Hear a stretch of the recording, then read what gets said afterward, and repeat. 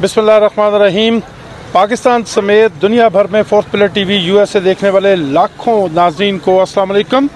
मैं bureau chief Islamabad Mazhar Iqbal हूँ और आप मेरा प्रोग्राम देख रहे हैं करंट सिचुएशन। इस वक्त हमारे साथ मौजूद हैं Balochistan national party mangle group के अहम रहनुमा जनाब सनाउल्लाह बलोच। आप कौमी असम्बली के रुकन भी रह चुके हैं, सेनेट के रुकन भी रह चुके हैं, बड़े एक्टिव पार्लियामेंटेरियन रहे हैं ये।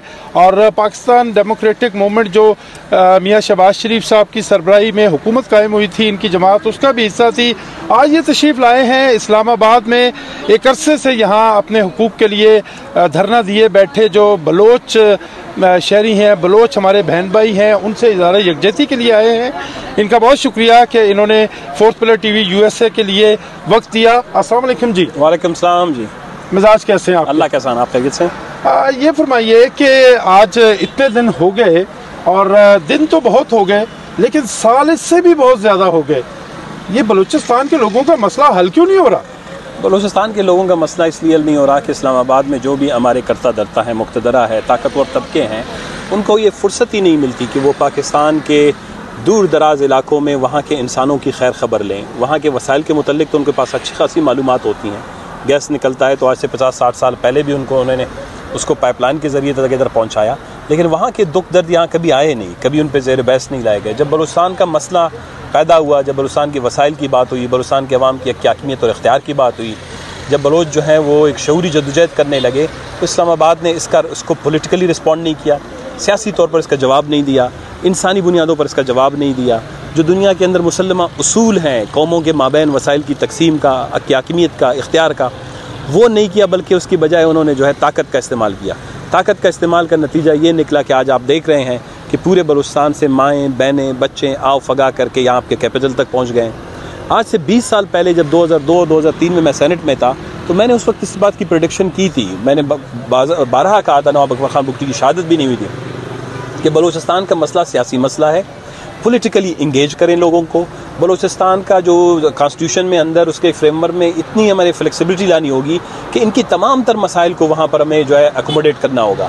अदरवाइज़ ये है कि जिस लाठी की तहत आप पूरे पाकिस्तान को चला रहे हैं, उससे ये बलोच को आप नहीं चला सकते, इसको इस तरह आंक नहीं सकते। तो आज आप देख रहे हैं कि बदकिस्मती से एक इंसानी अलमिया है पूरी दुनिया में, जो है ये इंसानी हकूक़ का मसला, लापता अफराद का मसला, बिलखुसूस बलोचों के लापता अफराद का मसला इंतहाई गंभीर है। ऐसे ख़ानदान भी बैठे हुए हैं जिनके बच्चे 15-15 साल से लापता हैं। अभी मेरे पास मेरे अपने इलाके के खारान के लोग यहाँ आए हुए हैं। कोई ऐसा ज़िला, कोई ऐसा गाँव, कोई ऐसा मोहल्ला नहीं जहाँ से कोई ना कोई या तो लापता हुआ है या उसकी मज़फ़शुदा लाश नहीं आई है। तो ये मेरे ख्याल में इसका मसले का हल ताकत नहीं, सियासी और इंसानी बुनियादों पर गुफ्तगू शुरू। आप कहते हैं जबकि सियासी बुनियादों पर इसका हल होना चाहिए, तो आप तो अभी रिसेंटली पीडीएम की हुकूमत पर रहे, आपका वज़ीर आज़म था शहबाज शरीफ, बलूचिस्तान की अहम तरीन जमात बीएनपी मैंगल उसका हिस्सा थी, तो सियासी बुनियादों पर आपने ये मसला क्यों नहीं हल किया? उसकी बुनियादी वजह ये है, देखें सियासी बुनियादों पर इमरान खान की जब पीटीआई हुकूमत आई, हमने उनको भी सपोर्ट किया और हमने उनके साथ जो मुआहदा किया 6 नुकात का, उसमें पहला नुकता यही था कि बलूचिस्तान में जो अलमिया है लापता अफराद का, इसको आप हल करेंगे।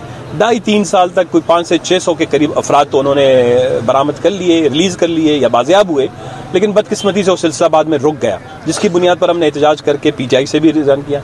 फिर जब पीडीएम की हुकूमत आई, अब आपको पता है कि ये जो मुक़्तदरा का मसला है, ये जो मसला है इस वक्त इस्टेब्लिशमेंट के साथ इसका बराह रास्त ताल्लुक है।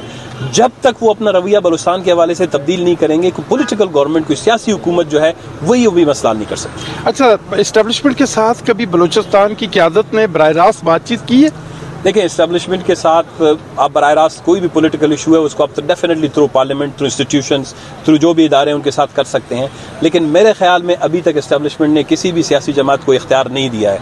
Balochistan is a special domain, उधर मेरे ख्याल में सियासी जमातों के भी पर जल जाते हैं।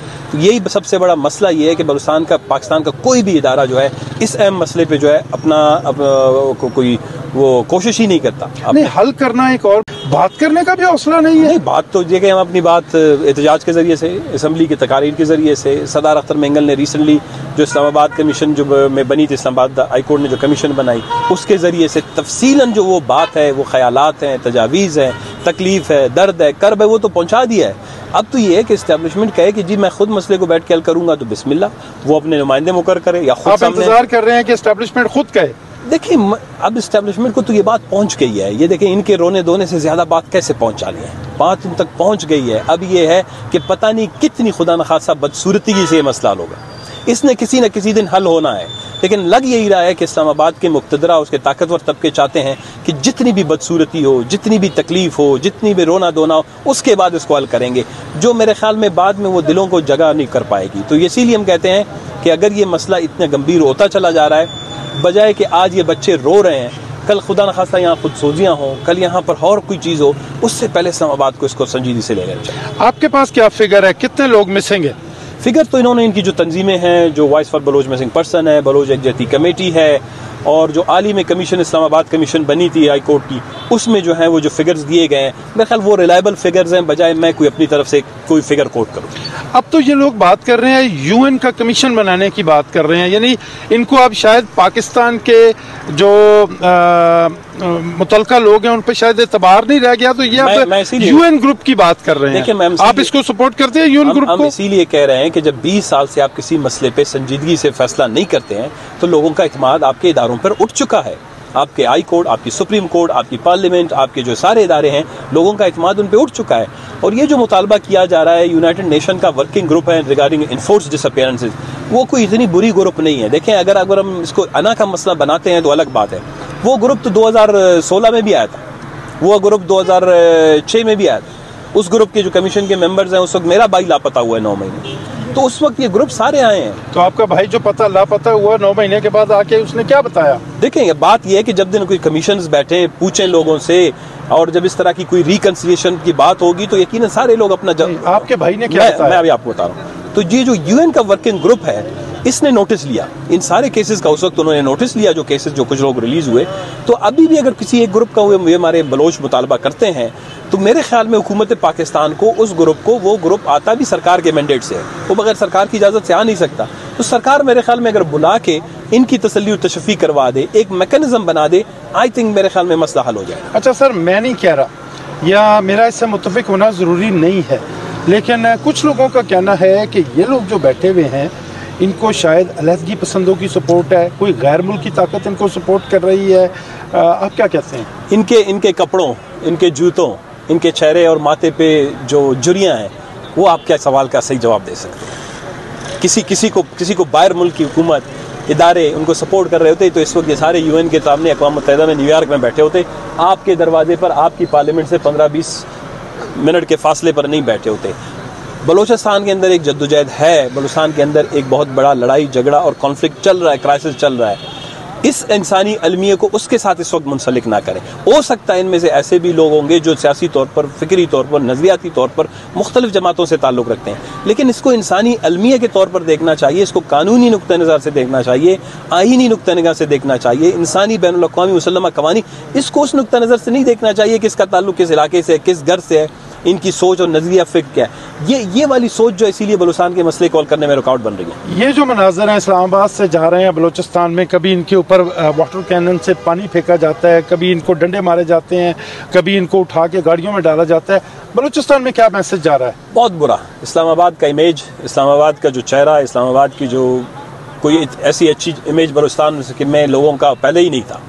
लेकिन ये जो तस्वीर, ये जो हमारे माँ बहनों की तकलीफ़ें, ये जो रात के धुंध में यहाँ पर सर्दियों में इनका एहतजाज और अभी तक उनकी सुनवाई ना होना, हर लम्हा, हर सेकंड हमारे यहाँ जो बच्चे बढ़ रहे हैं, पैदा हो रहे हैं, उनके दिलों में मज़ीद नफ़रत, मज़ीद कदूरतें, मज़ीद दूरियाँ पैदा करने का बायस बन रहा है। ये तो अब रियासत और उसके निज़ाम को सोचना चाहिए कि वो कब तक इन मनाजिर को जारी रखना चाहता है। फॉर्चुनेट है या अनफॉर्चुनेट है, लेकिन हकीकत यह है कि इस वक्त पाकिस्तान के निगरान वज़ीर आज़म अनवारुल हक काकड़ जो हैं, उनका ताल्लुक बलूचिस्तान से है। इस सारे मामले में आप उनके किरदार को किस तरह देखते हैं? किसी का ताल्लुक कहीं से भी हो, कुछ लोग ऐसे हैं जो बिल्कुल पाकिस्तान में भी नहीं रहते, लेकिन वो इंसानी दर्द और जज्बा रखते हैं, वो भी बलूचिस्तान के मिसिंग पर्सनस के हवाले से बोल रहे हैं। तो ज़रूरी नहीं कि बलूचिस्तान में पैदा होने वाले हर शख्स के दिल में वो दर्द और तकलीफ भी हो। उनका अपना एक ओपिनियन है, वो हमेशा उसी ओपिनियन की बुनियाद पर इस जगह तक पहुँचे हैं। उनसे मुझे कोई तवक्को भी नहीं है और ना उनसे मुझे कोई गिला है।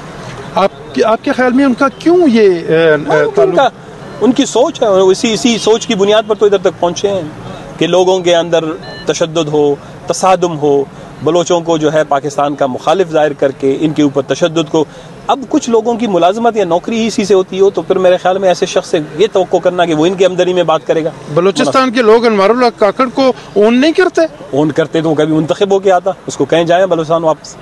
अच्छा चलें, वन लास्ट थिंग सर, आप पीडीएम हुकूमत का हिस्सा रहे। कहा जाता है कि ये जो पीडीएम की ये जो निगरान हुकूमत है, ये पीडीएम हुकूमत का तसलसल है, लेकिन उसके बावजूद अख्तर मेंगल के कागजात नामजदगी जो है वो मुस्तरद हो जाते हैं। देखें पाकिस्तान में जो निगरान हुकूमतें आते हैं, यकीनन पाकिस्तान में जहाँ मुख्तलिफ सियासी जमातों के छोटे मोटे ताल्लुक से अगर आते होंगे, कुछ मेंबरान ऐसे होंगे जिनका पीडीएम हुकूमत से ताल्लुक हो, लेकिन इसमें ये नहीं है कि ना हमारी हुकूमत या ना हमारे लोग हैं। हमने शुरू से सरदार अख्तर मेंगल साहब पहले शख्स थे जिन्होंने इसको केयर टेकर की बजाय अंडरटेकर का नाम दिया, और उनके कागजात रिजेक्ट हुए। आज हाई कोर्ट ने बहाल कर दिए हैं, आज इलेक्शन ट्रिब्यूनल ने उनके कागजात बहाल कर दिए। देखते हैं कि इलेक्शन में साफ शफाफ इलेक्शन होते हैं नहीं होते। आपको कैसा लग रहा है पाकिस्तान में आइंदा आम इंतखाबात कैसे होंगे?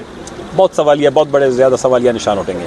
और अगर जो नज़र आ रहा है, जो मैं समझ रहा हूँ, जो आप समझ रहे हैं, जो पाकिस्तान के अवाम की अक्सरियत समझ रही है, तो जो हुकूमत बनेगी वो चल पाएगी और दुनिया उसको कबूल कर लेगी? डिपेंड करता है इलेक्शन के रिजल्ट्स पर। अभी तक जो प्रोसेस हो रहा है उस पर काफ़ी सवालिया निशान उठ रहे हैं, उंगलियाँ उठ रही हैं।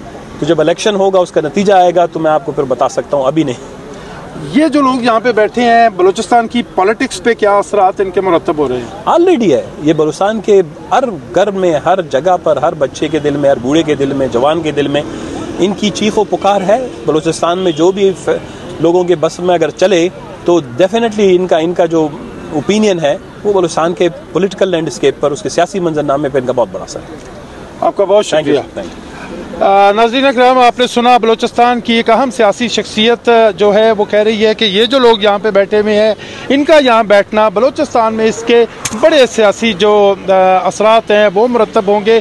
सिर्फ यही नहीं, बल्कि ये कहते हैं कि अगर वो जो अक़वाम मुत्तहिदा के कमीशन की बात कर रहे हैं, ये मिसिंग पर्सनस, तो इसमें कोई बुरी बात नहीं है। गवर्नमेंट समर की है, इस मामले को हल होना चाहिए। अब तक के लिए इतना ही। अपना बहुत ख्याल रखिएगा और अपने इस TV channel fourth pillar TV USA का भी अल्लाह निगहबान।